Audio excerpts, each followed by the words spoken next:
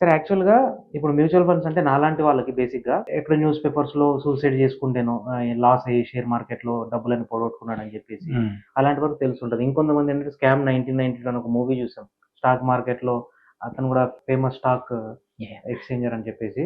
So ఇలాంటి వాటి కూడా తెలుస్తుంది. బేసిక్ డెఫినిషన్ ఏంటి సార్ అసలు స్టాక్స్ కానీ మ్యూచువల్ ఫండ్స్ అంటే? యాహ్! ఫస్ట్ థింగ్ ఏందంటే యూజువల్లీ సూసైడ్స్ ఇలాంటి అంటే స్కామ్‌లు అవన్నీ యూజువల్లీ మ్యూచువల్ ఫండ్స్‌లో జరగవు. హ్మ్. ఆహ్, స్టాక్స్‌లో దెర్ ఈస్ ఎ స్కోప్. ఎందుకంటే అక్కడ యూ డోంట్ హావ్ ఎనీబడీ అంటే అడ్వైస్ చేసేవాళ్ళు ఉండరు.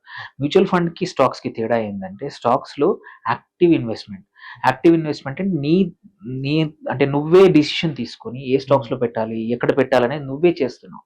మీరన్న 1992 మూవీ రిఫరెన్స్ ఉంది స్కామ్‌ది. ఆ! 92 అప్పటికి సెబీ యాక్చువల్లీ ఆ స్కామ్ తర్వాతే సెబీ ఫార్మ్ అయింది. ఓకే. అంటే అలాంటివి అవ్వకుండా. అవ్వకుండా ఇంతకుముందు ఆర్గనైజేషన్స్‌ని స్ట్రెంథెన్ చేసి హ్మ్. 1992 సెబీ బిల్ అని హ్మ్.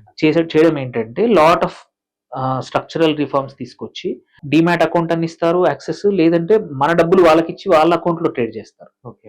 అలాంటప్పుడు ఏమైద్దంటే వాడు అవతల వాడు మోసం చేసే అవకాశం ఉంది. బికాజ్ హ్మ్. డబ్బులకి గ్యారంటీ లేదు నీ డబ్బులకి. ఇంకొకటి సెకండ్ నీ డీమ్యాట్ అకౌంట్ వేరే వాళ్ళకి ఇచ్చేస్తే వాడు ఇష్టం వచ్చినట్టు ట్రేడ్ చేసుకోవచ్చు. ఓకే. సో ఇలాంటి ప్లస్ థర్డ్ వచ్చేసి ఎవరో ఒకరు టిప్స్ ఇస్తా ఉంటారు. హ్మ్. ఆ టిప్స్ మీద ఆశపడి ఒకసారి మనకు అనుకున్నట్టు లాభాలొస్తాయి. డబ్బులొస్తాయి. ఆ! Yes.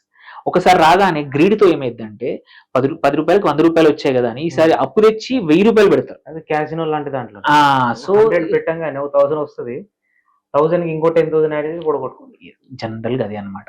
Usually investors greed is the cause పోయిన చోటే డబ్బులు సంపాదించుకోవడం అనే ఇంకొక కామన్ హ్మ్. మిస్టేక్ చేస్తారు జనాలు. దీనివల్ల ఏమవుద్దంటే, అరే ఇక్కడే పోయాయి రూ. 1,00,000 పోయాయి. ఇంకో హ్మ్. కష్టమైనా సరే అప్పు తెచ్చి మరి 1,00,000 చేసి 2,00,000 చేస్తాను, అప్పు తీర్చేసుకుంటాను అనే దాంతో లోపలికి దిగిపోతా ఉంటారు. Okay.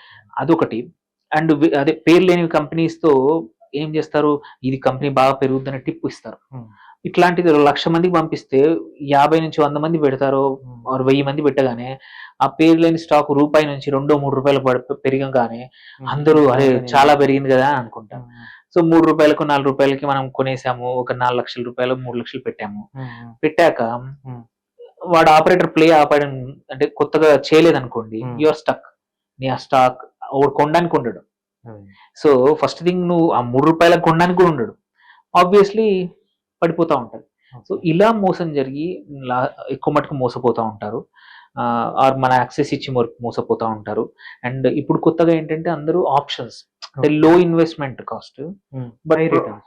Hire returns, high losses 2. హ్మ్. హ్మ్. హ్మ్. అంటే జీరో సమ్ గేమ్ మీద నడుస్తాయి. Most of the options derivatives అంటారు.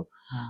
వెదర్ కాల్ ఆప్షన్స్ గాని, పుట్ ఆప్షన్స్ గాని, ఫ్యూచర్స్ కానీ ఫ్యూచర్స్‌లో అట్‌లీస్ట్ కొంచెం డబ్బులు ఎక్కువ అవసరం వస్తాయి. బట్ కాల్ ఆప్షన్స్, పుట్ ఆప్షన్స్‌లో హ్మ్. నీకు ఫుల్ డబ్బులు పెట్టాల్సిన అవసరం లేదన్నమాట.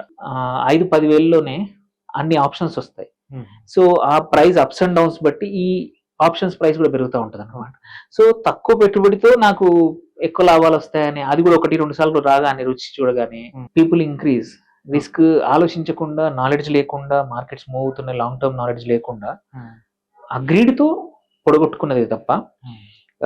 మళ్ళీ స్కామ్ 1992 లాంటి సిట్యుయేషన్ హ్మ్. ఇప్పుడైతే రాదు.